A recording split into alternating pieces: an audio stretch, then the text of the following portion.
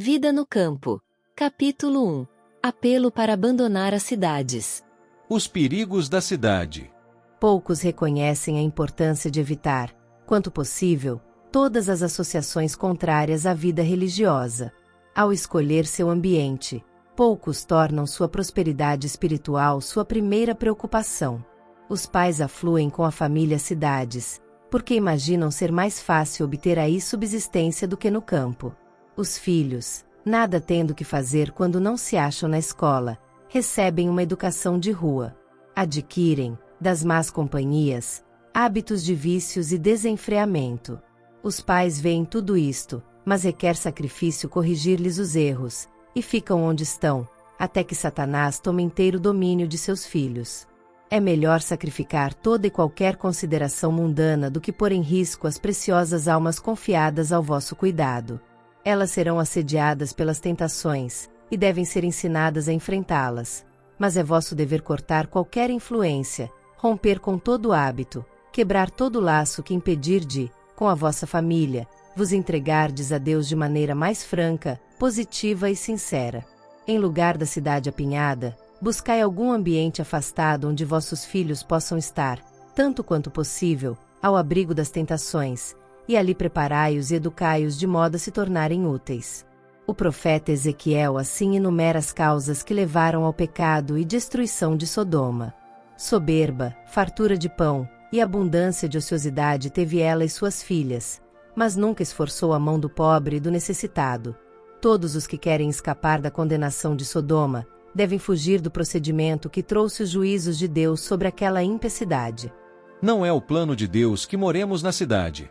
Em todo o mundo as cidades estão se tornando viveiros de vícios.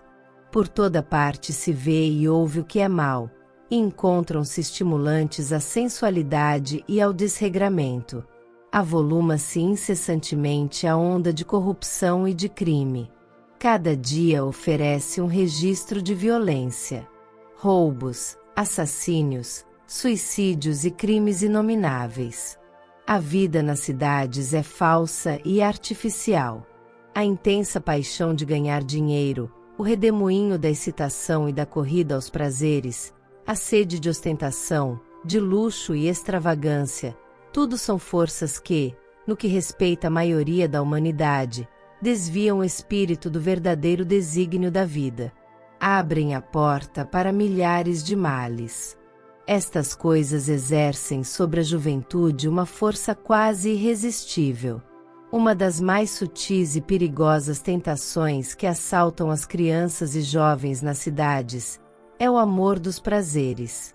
Numerosos são os dias feriados, jogos e corridas de cavalos arrastam milhares, e a onda de excitação e prazer atrai-os para longe dos sóbrios deveres da vida. O dinheiro que deveria haver sido economizado para melhores fins, é desperdiçado em divertimentos. Em razão de monopólios, sindicatos e greves, as condições da vida nas cidades estão se tornando cada vez mais difíceis. Sérias aflições encontram-se perante nós, e sair das cidades tornar-se-á uma necessidade para muitas famílias. O ambiente material das cidades constitui muitas vezes um perigo para a saúde. O estar constantemente sujeito ao contato com doenças, a prevalência de ar viciado, água e alimento impuros, as habitações apinhadas, obscuras e insalubres, são alguns dos males a enfrentar. Não era desígnio de Deus que o povo se aglomerasse nas cidades, se apinhasse em cortiços. Ele pôs, no princípio, nossos primeiros pais entre os belos quadros e sons em que se deseja que nos regozijemos ainda hoje. Quanto mais chegarmos a estar em harmonia com o plano original de Deus, mais favorável será nossa posição para assegurar saúde ao corpo, espírito e alma. Um espírito negligente. Não pude dormir depois das 2h, esta manhã. Durante o período noturno estive em concílio. Estive insistindo com algumas famílias para que se aproveitassem dos meios designados por Deus e saíssem das cidades para salvar seus filhos. Alguns eram negligentes, não envidando decididos esforços. Não é o plano de Deus que moremos na cidade. Os anjos da misericórdia apressaram Ló, sua esposa e filhas tomando-os pela mão. Houvesse Ló se apressado como o Senhor desejava que fizesse, e sua esposa não se teria transformado numa estátua de sal. Ló tinha espírito demasiadamente vagaroso. Não nos assemelhemos a ele. A mesma voz que advertiu a Ló de que devia abandonar Sodoma, ordena-nos: saí do meio deles, e apartai-vos, e não toqueis nada imundo. Os que obedecem a esta advertência encontrarão um refúgio. Esteja cada homem bem desperto por si mesmo, e procure salvar sua família. Cinja-se para o trabalho. Deus revelará ponto por ponto qual deve ser a próxima coisa a fazer. Ouvi a voz de Deus por meio do apóstolo Paulo. Operai a vossa salvação com temor e tremor. Porque é Deus o que opera em vós tanto querer como efetuar, segundo a sua boa vontade. Ló palmilhou a planície com passos mal dispostos e tardos. Por tanto tempo se havia associado com operadores do mal que não pôde ver seu perigo até que a esposa ficou para sempre na planície como uma estátua de sal. As cidades devem ser visitadas pelos juízos de Deus. Aproxima-se o tempo em que as cidades serão alvo dos juízos divinos. Dentro em pouco as cidades serão terrivelmente sacudidas. Não importa quais sejam as dimensões e a solidez dos edifícios, nem quais as precauções tomadas contra incêndios, quando Deus tocar esses edifícios, dentro de poucos minutos ou algumas horas ficarão reduzidos a escombros.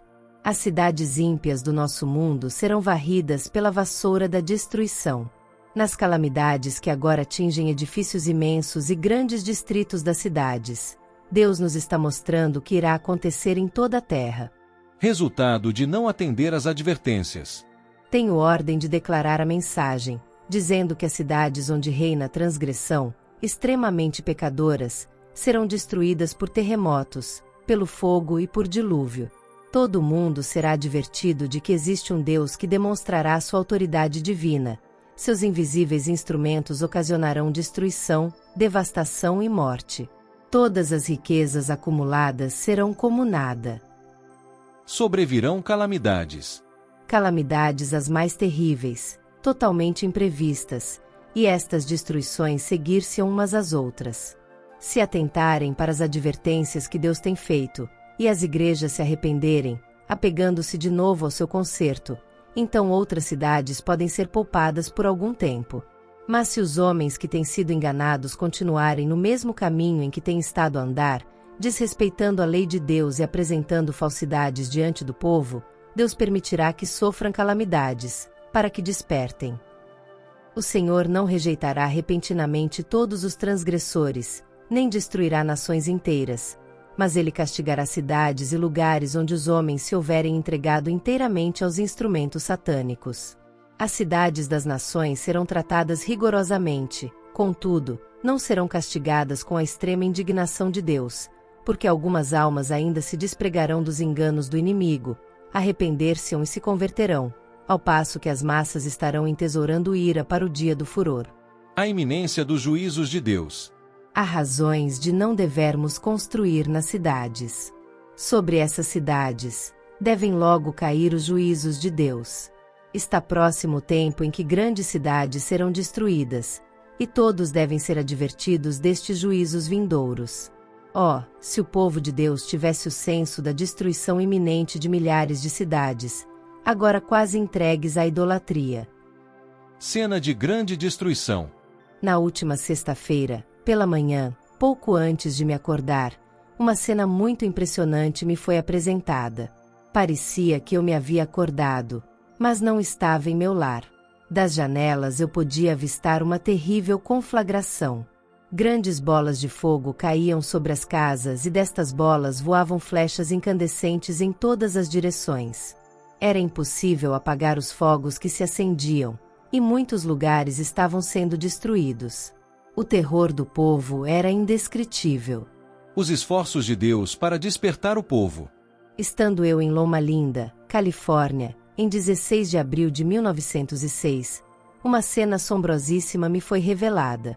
Numa visão noturna, estava eu numa elevação de onde via as casas sacudidas como o vento sacode o junco. Os edifícios, grandes e pequenos, eram derrubados. Os sítios de recreio, teatros, hotéis e mansões suntuosas eram sacudidos e arrasados. Muitas vidas eram destruídas e os lamentos dos feridos e aterrorizados enchiam o espaço.